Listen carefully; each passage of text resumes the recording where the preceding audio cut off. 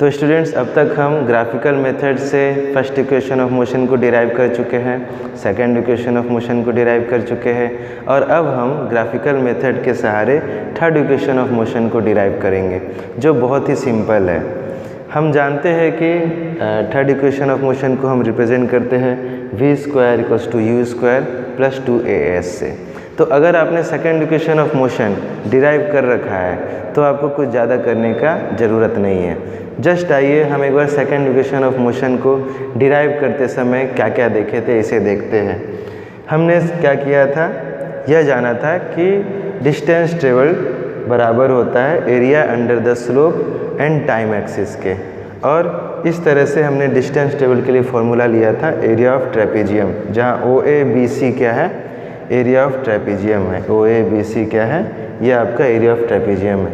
Area of trapezium का formula होता है half into sum of parallel sides into height. उस तरह से अगर हमने वैल्यूज़ को पुट किए तो पैरेलल साइड्स आपका OA और BC थे जिन्हें हमने यहाँ लिखा, और हाइट था आपका OC जिसे हम T टाइम से रिप्रेजेंट करते हैं।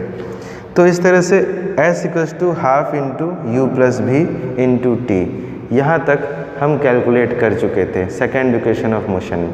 थर्ड इक्वेशन ऑफ मोशन में स्टूडेंट्स आपको यहाँ से प्रोसीड करना है, यहाँ से आपको आगे बढ़ना है और यहाँ से हम क्या करेंगे, थर्ड इक्वेशन ऑफ मोशन को डिराइव करेंगे।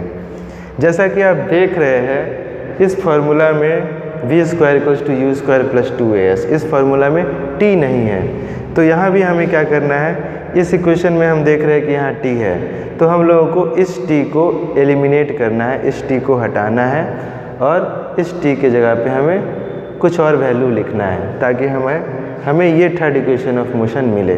उम्मीद करता हूँ कि आप बात को समझ गए होंगे बहुत क्लियरली, बहुत ही अच्छे से। आइए हम इसे प्रोसीड करते हैं। तो स्टूडेंट्स, हम इसे और क्या लिख सकते हैं, u + v × t/2, हम इसे ऐसे भी लिख सकते हैं। अब टाइम जो t है इसे हम एलिमिनेट करेंगे, इसे हम हटाएंगे और इसके जगह हम दूसरा वैल्यू लिखेंगे। तो ध्यान रखिएगा, टाइम को एलिमिनेट करने के लिए हमारे पास फर्स्ट इक्वेशन ऑफ मोशन है, जहाँ फर्स्ट इक्वेशन ऑफ मोशन हमें क्या कहता है, v = u + at। ये v = u + at first equation of motion है और यहाँ से हम टाइम कैलकुलेट करेंगे, यहाँ से हम टाइम का वैल्यू निकालेंगे। तो हम टाइम निकालते हैं, ये u लेफ्ट हैंड साइड आ गया तो v - u = 80 और टाइम = v - u/a। ये a आपका नीचे डिवाइड हो गया v - u के साथ। तो इस तरह से टाइम का वैल्यू आया v - u/a। ये जो टाइम का वैल्यू आया v - u/a, इसे हम इस वैल्यू पर, इस t के जगह पर इस वैल्यू को हम क्या करेंगे, अप्लाई कर देंगे, पुट कर देंगे और इसके बाद हम इसे एक्सप्रेस करेंगे, कैलकुलेट करेंगे। तो आइए स्टूडेंट्स, अब हमारे पास इक्वेशन क्या होता है, S = u + v। टाइम की जगह पर हम v - u/a लिखेंगे, तो v - u/a, ओके।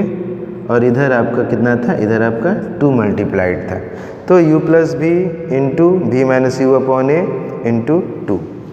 बहुत क्लियरली आप इस इक्वेशन को समझ रहे होंगे। और यहाँ पर आप ब्रैकेट में क्या लिख दीजिएगा,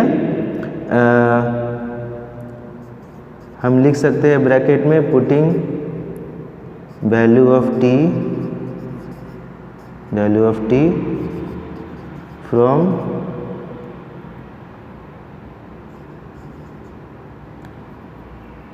v = u + at, ओके।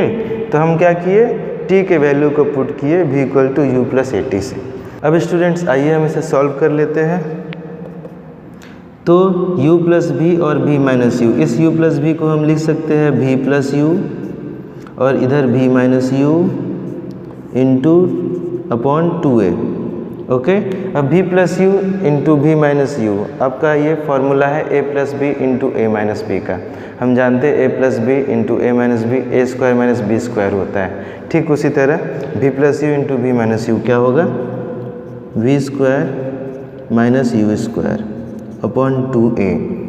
अब यहाँ डिस्टेंस ट्रेवल्ड के लिए वैल्यू क्या था, एस था। ओके, तो हम इधर एस लिख देते हैं और अब हम इसे इस 2a को लेफ्ट हैंड साइड ले आते हैं, तो अब हो जाएगा 2as equals to v square minus u square.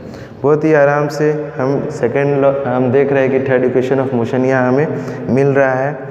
इस माइनस यू स्क्वायर को लेफ्ट हैंड साइड ले आते हैं, 2as plus u square equals to v square, और इस तरह से हम इसे अब रीअरेंज कर लेते हैं। तो हमारे पास फॉर्मूला होता है v square equals to u square plus 2as। Okay students, और ये क्या है, v square equals to u square plus 2as, ये थर्ड इक्वेशन ऑफ मोशन है। इस तरह से स्टूडेंट्स हमने थर्ड इक्वेशन ऑफ मोशन को वेलोसिटी टाइम ग्राफ के सहारे डिराइव किया। उम्मीद करता हूँ कि आप बहुत ही अच्छे से इस थर्ड इक्वेशन ऑफ मोशन को समझ गए होंगे, और अगर आपको सेकंड इक्वेशन ऑफ मोशन निकालने आता है, डिराइव करने आता है, तो आप बहुत ही आसानी से थर्ड इक्वेशन ऑफ मोशन निकाल सकते हैं। बस हमें करना क्या है, यह जो आपका टाइम t था, इस टाइम के जगह पर first equation of motion v equal to u plus at से टाइम का वैल्यू निकाल कर यहाँ t के जगह पर इस वैल्यू को पुट कर देना है और हमारा थर्ड इक्वेशन ऑफ मोशन आ जाएगा। उम्मीद करता हूँ कि आपको थर्ड इक्वेशन ऑफ मोशन बहुत ही अच्छे से समझ में आ गया होगा, और ये ग्राफिकल मेथड्स के द्वारा तीनों तरह के derivations, first equation, second equation और थर्ड इक्वेशन, आप बहुत ही अच्छे से समझ गए होंगे। ओके स्टूडेंट्स, मिलते हैं नेक्स्ट क्लास में।